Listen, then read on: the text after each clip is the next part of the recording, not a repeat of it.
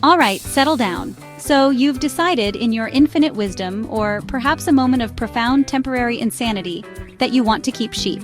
Well, congratulations! You've just signed up for a life of perpetual bemusement, occasional despair, and a lot of mud. I'm Legend Business, and today we're going to attempt the impossible. To drill some basic sheep care sense into your head. Don't expect miracles. These are just the fundamentals, the absolute bare minimum you need to know if you don't want your fluffy new charges to immediately give up the ghost, or worse, make your life even more of a misery than it's already bound to become. Now, these tips are specifically for you lot, the absolute beginners, the ones who probably think sheep just sort of exist, happily munching on grass and looking picturesque. Wrong. They are, in fact, highly skilled operatives in the art of self-endangerment, and keeping them not just alive but happy and healthy is frankly a Herculean task. But, and this is a big but, if you get it right, and that's a monumental if, then perhaps, just perhaps, you'll end up with sheep that are slightly less problematic than they could be. And that, believe me, is a victory in itself. So pay attention, try to keep up, and for heaven's sake, take some notes. The welfare of these woolly numbskulls depends on it. And frankly, so does your sanity. Proper care isn't just some fluffy ideal. It's the difference between a field of reasonably contented sheep and a scene of utter bawing chaos. And trust me, you want to avoid the chaos, or at least minimize it.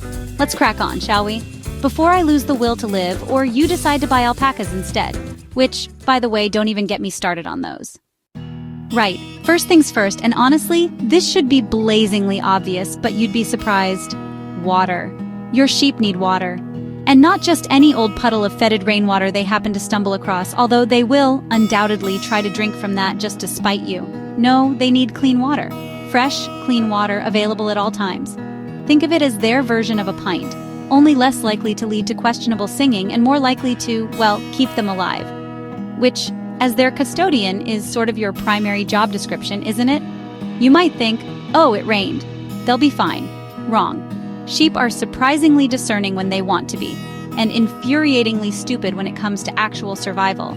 Algae-filled troughs, water contaminated with their own leavings, or water that's simply too warm or too cold can put them off drinking.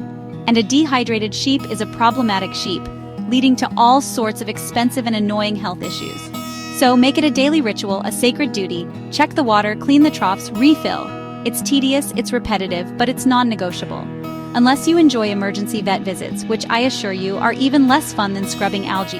And don't just provide one thimble-sized water source for a flock of 50. They need easy access, especially the more timid ones who get shoved out of the way by the bigger, greedier ones.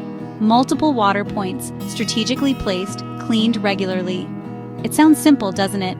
And yet it's one of the first things people get wrong. Don't be those people. Be the slightly less incompetent people who at least manage to provide their sheep with drinkable water.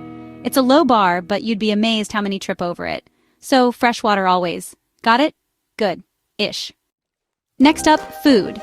Because after water, their other main preoccupation is stuffing their faces. Sheep are basically four-legged lawnmowers with an insatiable appetite and a remarkable ability to convert perfectly good grass into, well, more sheep and a lot of manure. The cornerstone of their diet, if you're lucky enough to have it, is good quality pasture.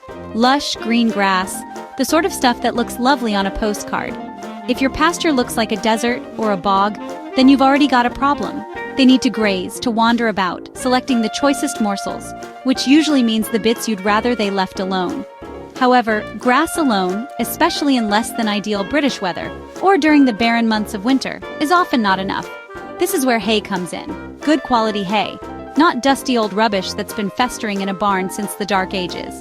They'll turn their noses up at bad hay. Or worse, eat it and get ill.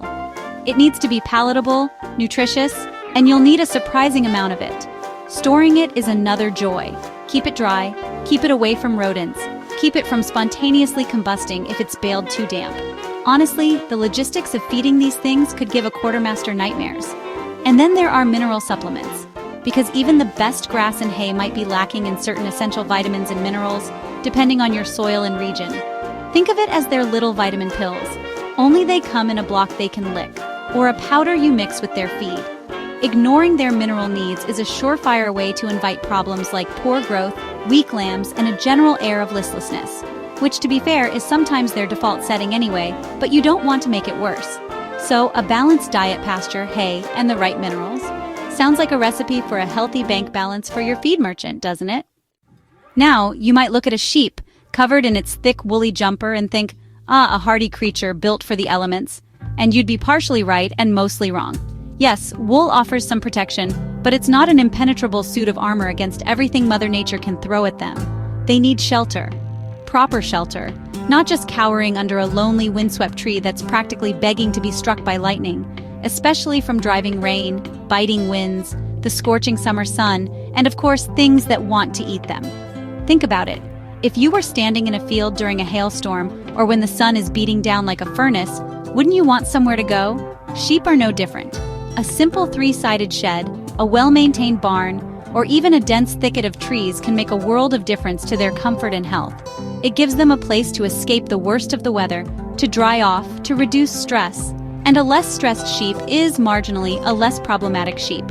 The key is that it needs to be accessible, dry underfoot, and provide genuine protection, not just a vague suggestion of it.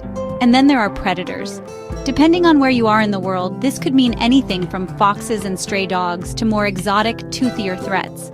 Even if you don't have wolves prowling about, a secure shelter, especially at night or during lambing season, is vital. Lambs, in particular, are basically walking snacks for anything with sharp teeth. So your shelter isn't just a sunshade or a rain break, it's a fortress. A rather rudimentary agricultural fortress, perhaps, but a fortress nonetheless. Fail to provide it, and you'll learn quickly just how vulnerable these supposedly resilient animals can be. Right, on to the glamorous part: health checks. This isn't just a quick glance over the fence while you're having your morning tea. This is getting up close and personal with your flock on a regular basis, looking for signs that something is amiss. Sheep are masters of disguise when it comes to illness. They'll try to look perfectly fine until they're practically on death's door, which is, to put it mildly, unhelpful. So you need to become a bit of a detective, a woolly Sherlock Holmes, constantly vigilant for the subtle clues. What are you looking for? Well, anything out of the ordinary, really. Limping, for instance. That could be a simple stone in the hoof, or it could be foot rot, which is about as pleasant as it sounds. Scouring, which is a polite term for diarrhea, is another red flag. Coughing, snotty noses, dull coats, lethargy, isolating themselves from the flock. These are all signals that your CSI sheep division needs to investigate. And parasites, oh the parasites. Internal ones like worms, external ones like lice and ticks. They all want a piece of your sheep, and it's your job to stop them. This often involves rather undignified procedures and potent chemical treatments. Regular checks mean you can catch problems early when they're easier and cheaper to treat. Letting things fester is not only cruel, it's also economically daft. A sick sheep isn't productive, and vet bills can escalate faster than a runaway tractor on a steep hill. So, learn to handle your sheep, inspect their feet, check their eyes, monitor their condition. It might not be the most enjoyable part of sheep farming, and some of it is downright unpleasant, but it's absolutely crucial. Consider it quality time, bonding with your flock, even if they view it as an unwarranted personal intrusion, which they will. And finally, we arrive at the Sisyphean task that is fencing. If you think you can just put up a couple of strands of rusty wire and your sheep will politely stay put, then you are, I'm afraid, an optimist of truly heroic proportions, and almost certainly doomed to failure. Sheep view fences not as boundaries, but as interesting puzzles, or perhaps as personal challenges.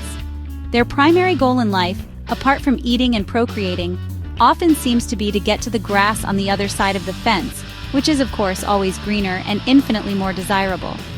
Your fencing needs to be robust, it needs to be secure, and it needs to be regularly inspected and maintained. Because sheep will test it. They'll lean on it, rub against it, try to squeeze under it, or find that one tiny gap you missed. And if one finds a way out, the rest will follow like sheep. A hole in your fence isn't just an inconvenience, it's an open invitation for your entire flock to go on an unscheduled tour of the surrounding countryside, or worse, the nearest busy road.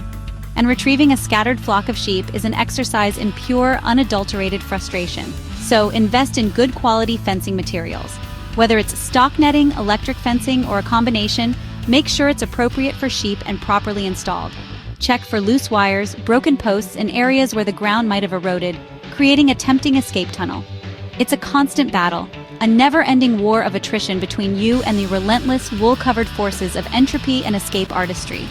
But a secure fence means safe sheep, and a slightly less stressed farmer. Slightly. Don't expect miracles, just aim for containment. It's the best you can hope for with these four-legged escape committees. Right, there you have it. A whirlwind tour through the absolute basics of not messing up sheep ownership too badly. If your brain hasn't completely melted, and you're still harboring this strange desire to surround yourself with these demanding, often dim-witted, but occasionally charming creatures, then by all means, crack on. Go forth with a little more confidence, armed with the knowledge that clean water isn't just a suggestion, and that fences are more than just decorative. It won't be easy, I can absolutely guarantee that, but at least now you can't say you weren't warned. Remember, and try to burn this into your memory, happy sheep generally mean a happier farmer. Or in my experience, a less grumpy farmer, which is probably the best one can realistically aim for. When they're healthy, contained, and not actively trying to perish in new and inventive ways, there's a sliver of satisfaction to be found. A tiny, fleeting sliver, mind you, but it's there. Probably somewhere. Underneath all the mud and the vet bills and the constant nagging worry. So, if this hasn't completely put you off a life of agricultural servitude, then perhaps you're cut out for this after all. Or perhaps you're just a glutton for punishment. Either way, do us all a favor and hit that subscribe button for more pearls of wisdom, or at least more cautionary tales from the front lines of farming. Because believe me, there are plenty more where these came from. Now, if you'll excuse me, I think I hear a sheep coughing suspiciously. Onwards.